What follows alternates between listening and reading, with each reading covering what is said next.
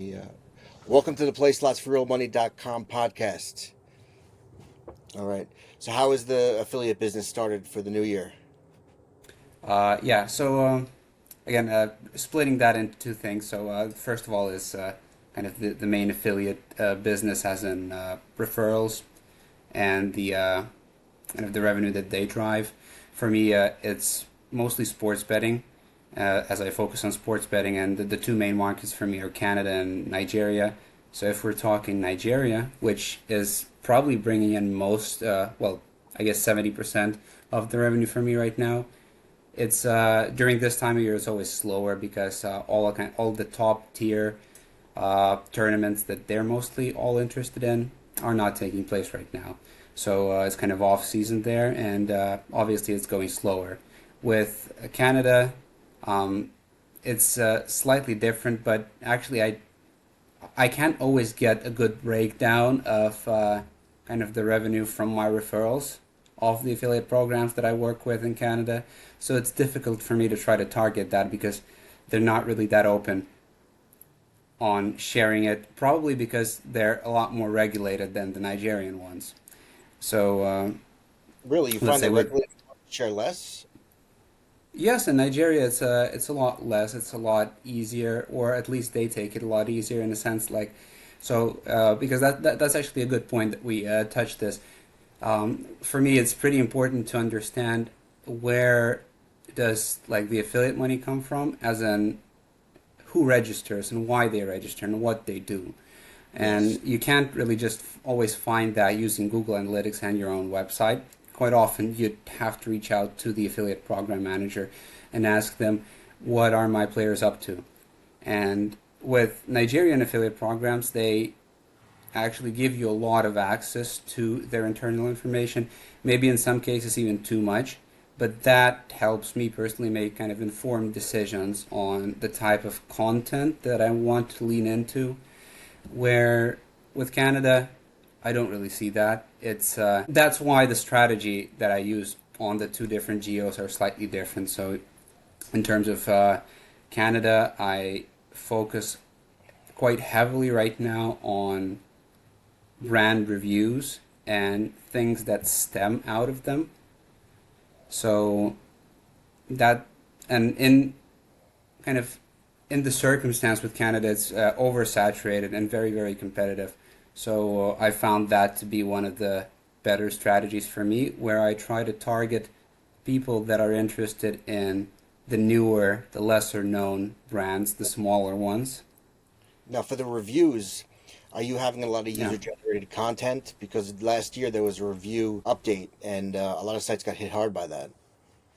Yeah, well, actually, people quite often question my statement whenever we talk about this, but usually I say, and that's true, that I don't use AI content at all when doing reviews. So, like if you open up any review on my website, then literally every word is by me. The only things that I may potentially use AI for is to kind of proofread the things that I write, just because if I need to write something, and let's say it's quite those pages are usually quite big, so they could be up to 5,000 words, and you kind of just get in the zone, and like after you do your research, you just go at it because it takes time. And usually after that, I might use like ChatGPT or something to kind of proofread what I just written. Um, It's good for or that. Yeah, if it's I good. want to do it quicker, then yeah, or if I want to do it quicker, then I just kind of use it to uh, talk into maybe I just talk into a notepad on my phone and then put it into ChatGPT for it to structure it. So that's kind of trying, yeah. So that's with reviews. Um, I guess I kind of went on a little tangent after the question about affiliate earnings, but the second part of it is the earnings that are generated by SEO activities, or like say link building activities, people that buy links off of my websites, and that's always very slow in January. Um, and I actually like that. that's an activity that I willingly participate in, and I quite enjoy it a lot for different reasons. Uh, in a way, also because it's kind of money that you get immediately, Yeah. and it just feels nice, especially if you like have a good relationship with certain publishers, and then you have like a an ongoing thing, and it's kind of very easy, let's say easy money, and like every January, um, it's very slow because I guess the people that work with companies as like on-site SEO, link building people, they don't have budgets approved, and they're not reaching out to buy anything. And every January, I'm sitting and thinking, not thinking anymore, but there's always like this thought, oh, okay, probably no one is ever going to reach out to buy anything from me anymore. But then as January ends, February starts, things start ramping up, and they've just started ramping up this week for me on the kind of the link building front. Good. Good. Here it's crazy because the NFL, the Super Bowl is coming up, and people are betting like crazy. Yeah, well, with the U.S. market, I don't know an awful lot about it, but maybe actually you can share some insight on that. In terms of like the brands and the kind of the bookmakers that you have, is there like a lot of space for smaller and new operators there, or is it mostly kind of dominated by like the bigger names? It's mostly dominated by the Mm. regulated market, FanDuel, DraftKings, and then you have the offshore market, with you have the Bet Online, MyBookie, you have the big ones. And I see some small brands, but they don't really do much. They reach out to try to get me to join their affiliate program. Sometimes I do, but they don't really. I mean, anybody that joins there, they're not really high stake players.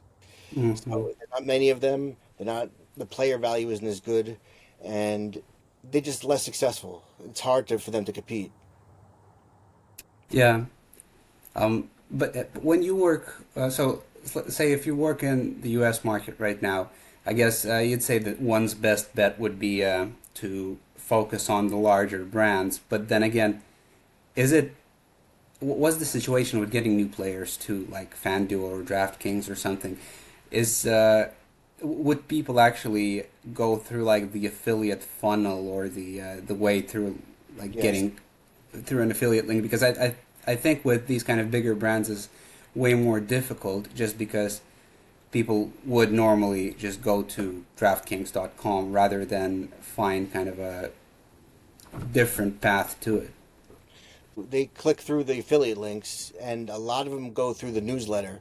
I have an email Mm. newsletter, and people click through that and sign up. So for regulated and non-regulated, so they do go through the funnel. That's interesting. And with your newspaper, how did that come about? Um, I guess I felt like I was losing business by not collecting any data. It Mm. was probably in like 2017. I was getting a lot of first time depositors to programs, but I didn't have any information on them. I couldn't follow up with them if they stopped playing. I mean, there was no way for me to say, hey, would you consider, the second casino or third casino? So there was really no way for me to establish my database. So that's why I turned to email newsletters, and it's worked kind of well. I've developed a form. Nice. And that form that you have, so like, what's the point where you see it's most effective to try and collect an email from a visitor? When it's most effective, I mean, at all points, usually a lot of times they come in through bonuses, and it's very Mm. effective. People overlook bonus terms. They think they're not, they don't convert, but they do over time. A lot of people sign up through the bonus pages, and over time they read the newsletters, and they don't only sign up for one, they sign up for two or three, and you get their business.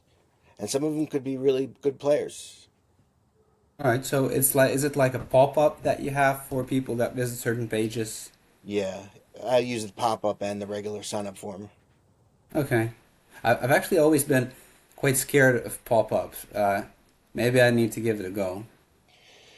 Yeah, I mean, I'm thinking of the pop-up more of like from a user experience perspective. It's just kind of afraid that it might scare people off or something. Yeah, I mean, I see that, and it is kind of annoying when I go on other sites for pop-ups. I mean, it can be annoying, but it's just very effective. Mhm. And I don't do Yeah. intrusive ones. I don't do multiple. It's just one pop-up. Okay. Yeah, maybe it's worth giving it a go. It's because I've tried myself an email like a sign up form, just a regular one. I placed it on some of the pages, but the number of entries I get is over time is kind of negligible in a sense because you get maybe 50 per year Yeah, and like I don't know, maybe some of those emails throughout after a certain time not are not even used or maybe are fake or something. So didn't really make any good use of that, but yeah, it might be a good point to consider. there haven't been any unconfirmed updates from Google. Have you seen any volatility? Because I'm seeing a lot of ups and downs, even though there's no official algorithm. I am. I am seeing a lot of that, and actually across multiple regions as well. Some of it works in my favor, some of it doesn't. Yeah, So I noticed that it just like the websites that used to perform very well perform not so good now, and vice versa. So, say I had a new website that focused on India, which I've been consistently working on for the past year. So, I think that there's a bit of like that involved in it doing better, but also the volatility as well because it started doing a lot better recently. When in comparison to two other websites, the more mature one kind of dipped a bit. yeah. I mean, I've had the same when you have the new sites. It's kind of like a honeymoon phase. You get a big Yeah. burst at the beginning, and it stops. I'm not very big on selling links. I actually don't sell links. Were you like penalized like literally with a manual action or something? No, just algorithmic. Okay, okay. So I took them down, and the next update, it went back up. Interesting. Yeah. Okay, well, yeah, I guess I haven't yet encountered that because, but again, when that happened to you, did you like go hard on selling links in a sense like was that the main type of new content that appeared? Was paid Um, content? on some sites, yeah, I did do it. Okay. Yeah, it was a lot of paid content versus the regular content, and there were newer sites. Hmm. Okay, I guess that, yeah, there is some of that. So people probably have to be cautious in terms of selling. But uh, did you notice like any certain things, like any certain links, type of links that you sold that you think you should have reconsidered that could have led to this? I know. I mean, did you have like non-GameStop casino links or anything like that that you think could have played into that? It really wasn't that when I looked at it really in detail on SEMrush. I saw the spam score, and I noticed how Hmm. spammy the links were that I was accepting, and I'm sure that had a big part to do with it. Spam score. Do you know? Do you use Ahrefs? Now I do, yeah. Okay, does Ahrefs have anything like a spam score? Because I didn't, I don't think it does. It's not like a spam score. It just better data, but I think for spam, Moz and SEMrush are probably the best. Yeah, yeah, yeah, exactly. Because I haven't used any, like I haven't used SEMrush at all, and I haven't used Moz for in a while. And now that you mentioned spam score, I actually remember that because I haven't seen that metric for quite some time. But it's a good one, especially if you're considering, like if you're browsing through expired domains. I guess that can help a lot.